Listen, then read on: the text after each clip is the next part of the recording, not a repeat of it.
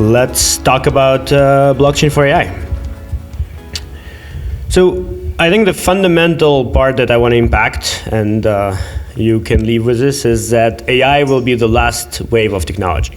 Right, we've had cloud, we have mobile, we had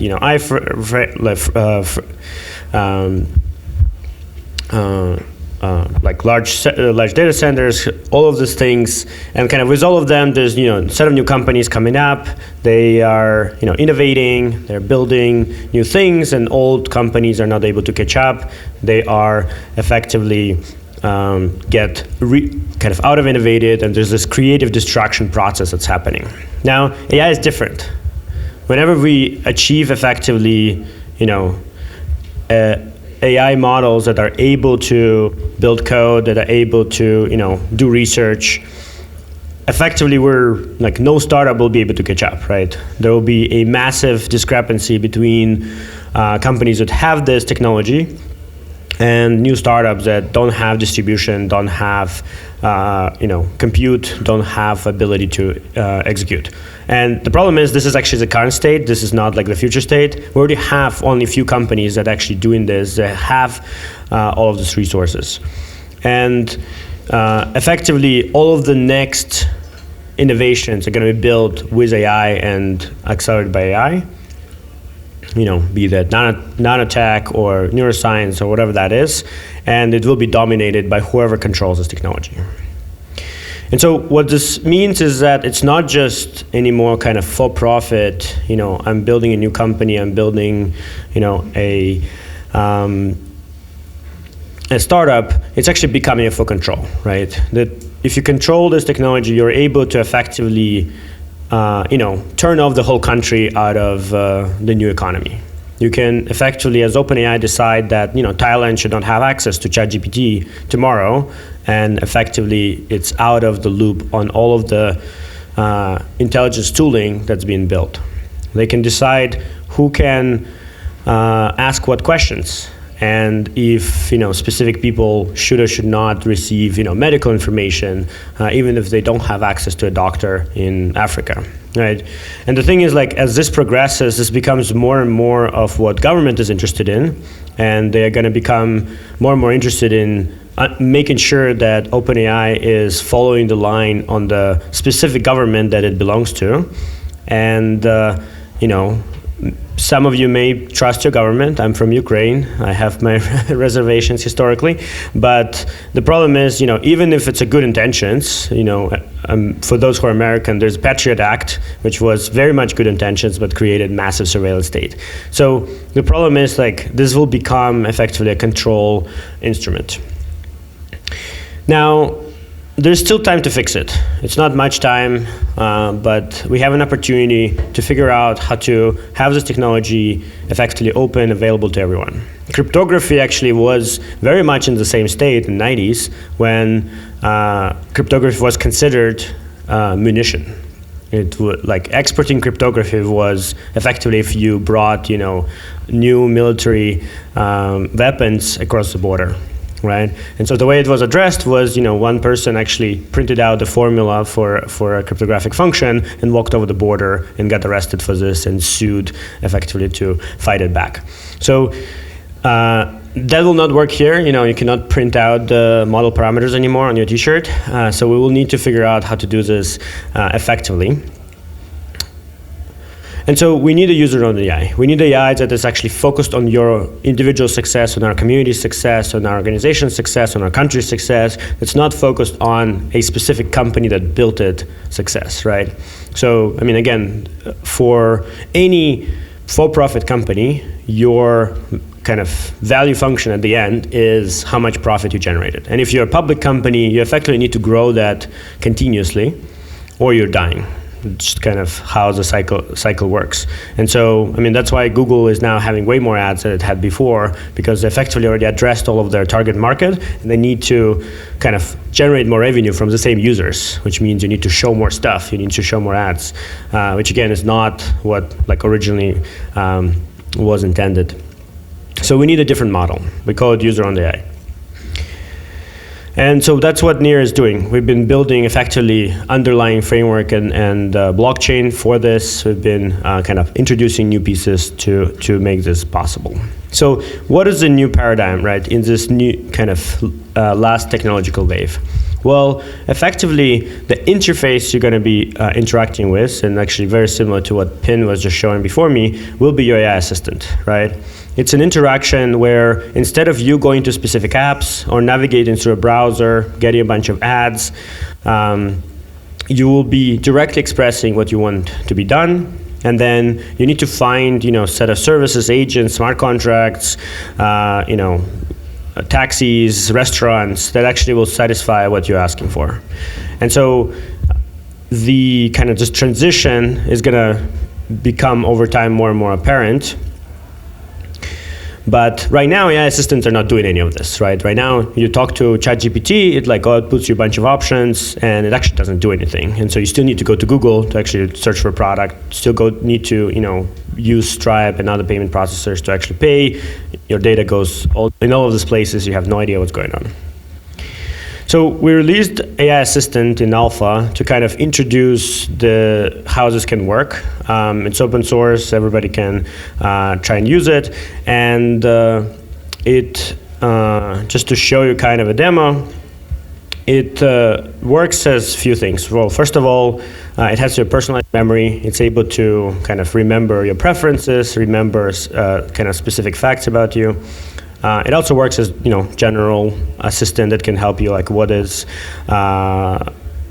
Bangkok famous for, kind of provide you some suggestions. But more importantly, it can also act on your behalf, right? So the most favorite thing right now in crypto is to launch meme coins. So you can just say, hey, I want to create a meme coin about frog. And it effectively not just going to create a meme coin, but also going to generate whole website, generate images, so create a whole kind of set of actions that you would traditionally do if you were doing this, right? So this is a generated website about this meme coin, and then it actually launches it on the meme coin platform.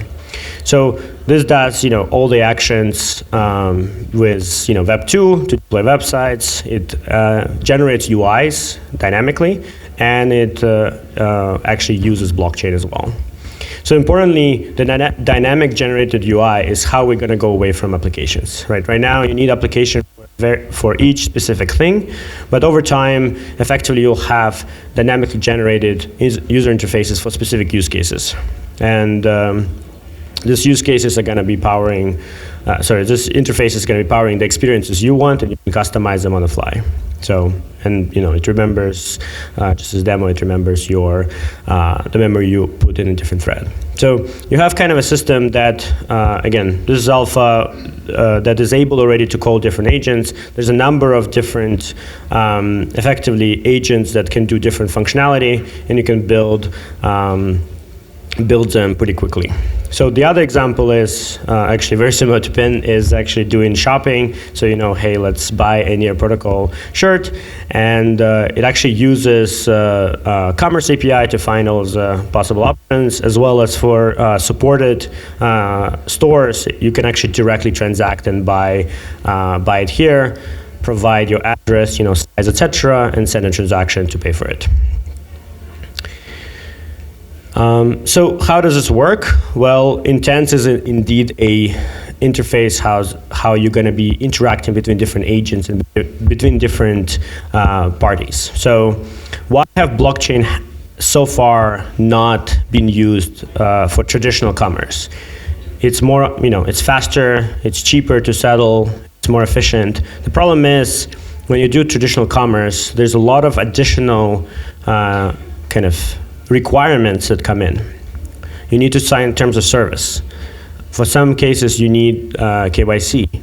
For some things, you need to escrow money and solve it later. For some things, if I'm buying an apartment, I want to make sure that I get an apartment. If I don't, we'll go to court, right? So we need a contract. And so the idea of Intense is kind of transforming away from just, hey, I'm going to call this smart contract and going to do something, to I want to achieve this result.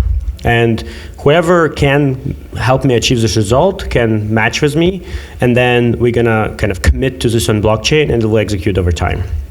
And so with this, you get attestations, so you can attest that you signed terms of service, you can attest, with KYC, you can have, partnership agreement between agent, companies, etc. And you can have different types of dispute resolution systems as well.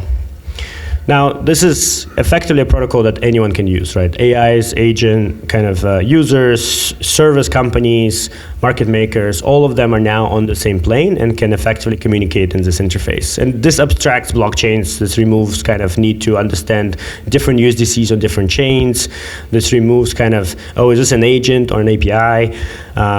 All of that is effectively abstracted out through this interface. And that's what we introduced. And we introduced effectively a way for agents to cooperate through this step where you discover agents that can do specific intents. Then you effectively negotiate for doing a commitment. You settle it, and then there's a dispute process that you specify within your negotiation. So check it out at near-intents. There's a demo for specifically crypto swaps and near.org intents for more information. Now, again, this is just first version. More functionality will be added. But even now, effectively, this is a universal multi-chain DEX that you can trade with your Ethereum wallet, with your Near wallet. Solana wallet is coming next week.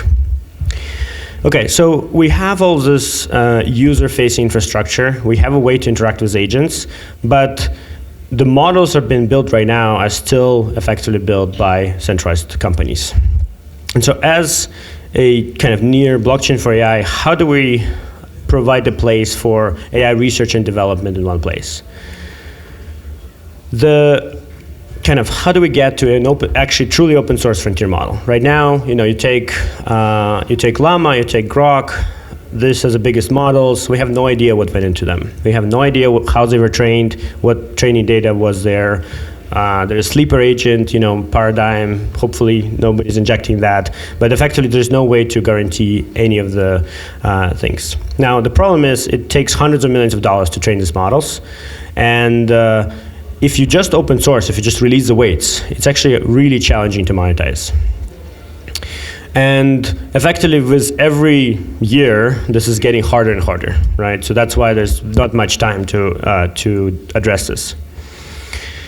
And all the researchers effectively attracted to work where they have resources, and these models are produced and leveraged by these commercial organizations to attract more resources. So now, at the same time, we need user-owned AI to be private, right? Right now, if you're using OpenAI, right, you're sending all data to OpenAI.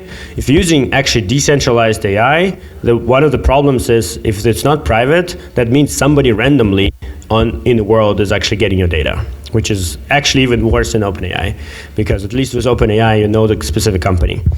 So we need a way to actually have private inference. And so the big unlock that happened this year is a new generation of secure enclaves, of trusted execution environment. So the Intel 5th generation processors now have so-called TDX, which is a new type of trusted execution environment that pairs up with NVIDIA H100s. And so you're able to have execution of code on encrypted data without the computer that runs it actually being able to observe what is happening inside.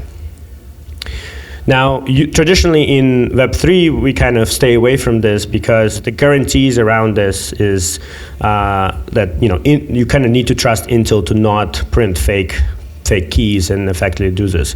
And for moving millions and billions of dollars, this is a pretty you want stronger guarantees. But for data privacy, it's actually a pretty reasonable assumption. And so we can use this environment effectively to run agents and run inference in such a way that now nobody have seen what data it's run on.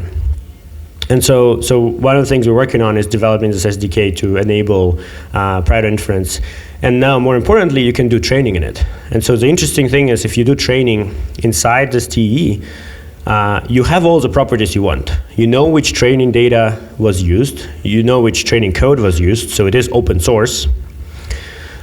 You can fine-tune on new data inside TE. inside the same training loop. So you can get, you can build on top of this model. You can run inference. There's no restrictions. So it is actually all the properties we want from open source model, but we don't need to release the weights. We can keep the weights encrypted and only available inside the secure enclave.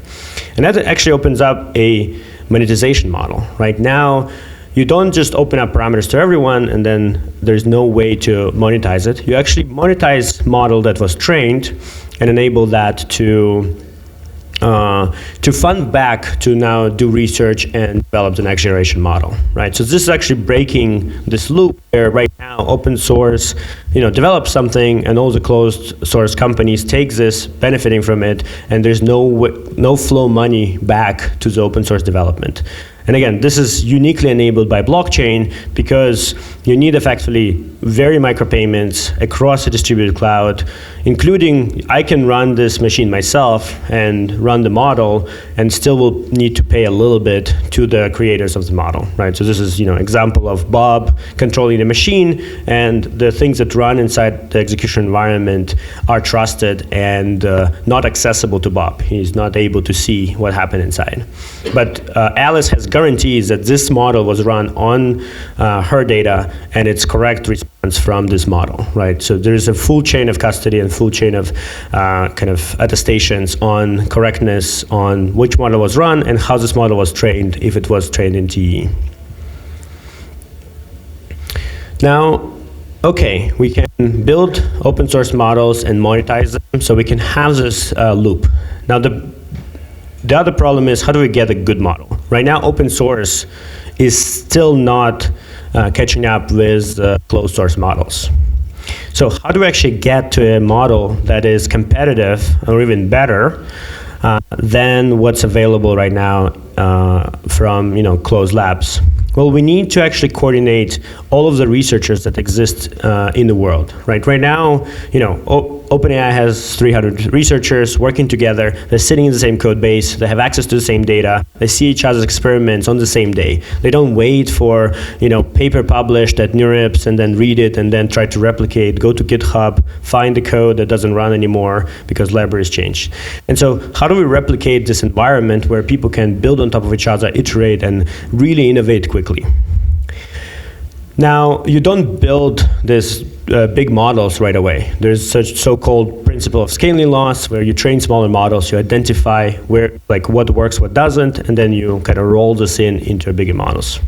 So the approach we're taking is creating competitions. We're creating competitions for different sizes of model, starting with 500 million parameter model, where people can kind of quickly iterate, train models, and effectively showcase the ideas that they have on how to train these models.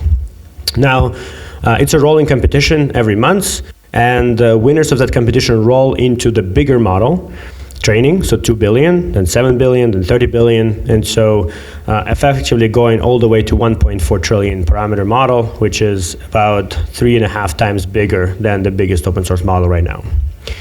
And so this is kind of, among other things, enabling to find the best researchers in the world who right now don't have access to resources, right? The resources are provided effectively by the platform, and it's really coordinating the financing that wants to invest in this model training and kind of the monetization that comes out of it.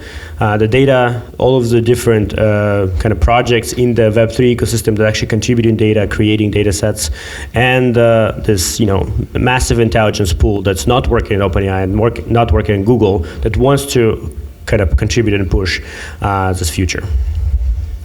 So we need single platform. We need to kind of run and share experiments. We need to provide compute resources. We need massive data sets and real-time data. And so all of this is being kind of collected inside Research Hub.